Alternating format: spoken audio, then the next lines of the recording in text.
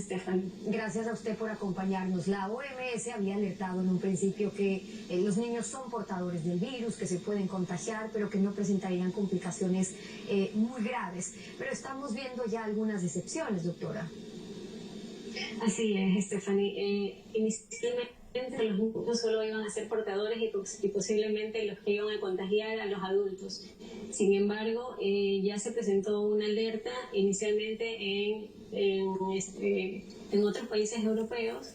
En Reino Unido se presentó la primera alerta en la que presentan niños de la edad escolar y adolescentes con fiebre más ciertos datos parecidos al síndrome de Kawasaki. Sin embargo, no eran como tal síndrome de Kawasaki. Entonces, con esto, otros países como Italia y posteriormente Estados Unidos también empiezan a alertar de estos casos en los grupos de escolares y adolescentes.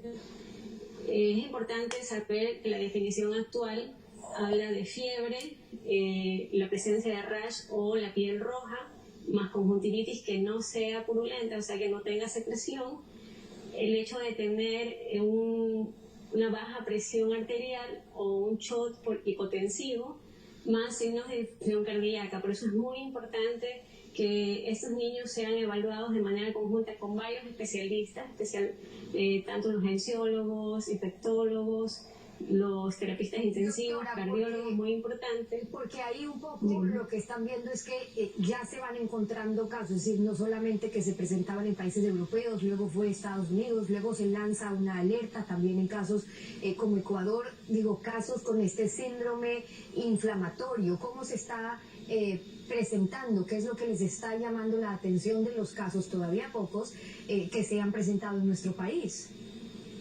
Bueno, de hecho nosotros los primeros casos que tuvimos fueron con mucho dolor abdominal y fiebre, que nos llamó la atención porque impresionaba que eran cuadros de apendicitis aguda o peritonitis y finalmente terminaron siendo cuadros inflamatorios muy severos asociados a COVID.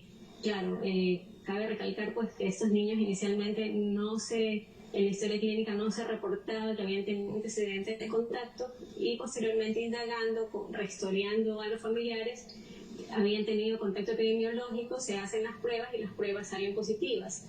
Entonces, ya esto correlacionándose, empiezan a salir las primeras publicaciones de Reino Unido que pues justamente eran compatibles con los casos que nosotros estábamos viendo.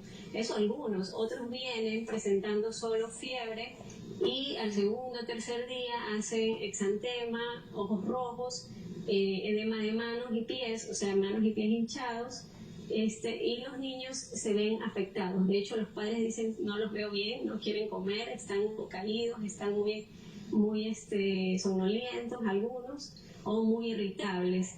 Eso llamó mucho la atención, algunos parecían Kawasaki, sin embargo, cabe recalcar que no es el Kawasaki, porque el Kawasaki se presenta normalmente en una edad menor de 5 años y ahora esto lo estamos viendo en escolares y en algunos adolescentes. O sea que no es solamente en los niños más pequeños. Ahora, para tener una idea de lo que ha ocurrido en los hospitales en Guayaquil también, de los 190 niños que atendieron ustedes durante la emergencia, me refiero en el Roberto Gilbert, murieron 5 niños. ¿Con qué síntomas, qué condiciones tenían para que no hayan podido curarse? Bueno, estos niños de hecho llegaron graves.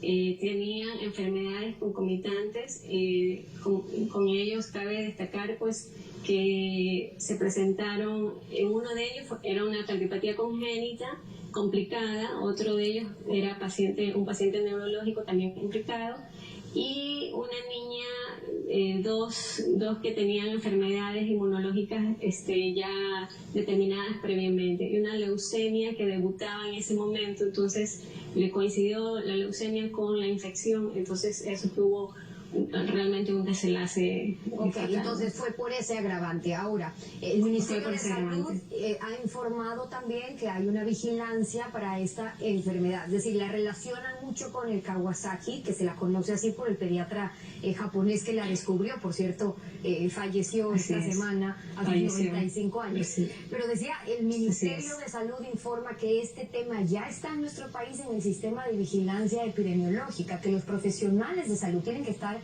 muy atentos. En Los Ríos se confirmó un caso, tuvieron que prohibir que los niños salgan. ¿Cuál es la situación en otros lugares?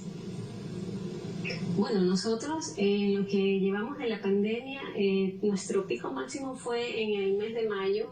Tuvimos el 60% de ingresos y eso fue el tiempo en que más tuvimos pacientes con síndrome de respuesta inflamatoria multisistémica. Con estos niños, efectivamente, hay que estar alerta porque pueden ser inicialmente cualquier otra enfermedad viral. De hecho, al momento que tenemos en este momento también circulando, pueden haber confusiones en los diagnósticos. Pueden haber también coinfecciones con dos virus, en este caso dengue y COVID, que sí los hemos tenido ya aquí en el hospital. Afortunadamente, si se los detecta a tiempo, se da tratamiento adecuado en la fase aguda y estos niños evolucionan fabulosamente en 48 horas.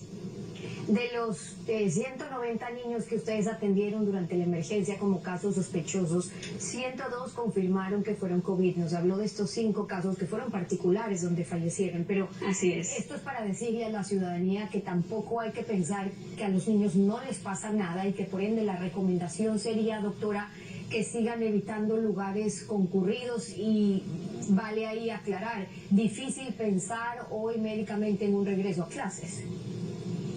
Efectivamente, la recomendación es mantener el distanciamiento social, lógicamente la higiene de manos y el uso de mascarilla, claro, en mayores de 2 años y pacientes que no tengan discapacidad.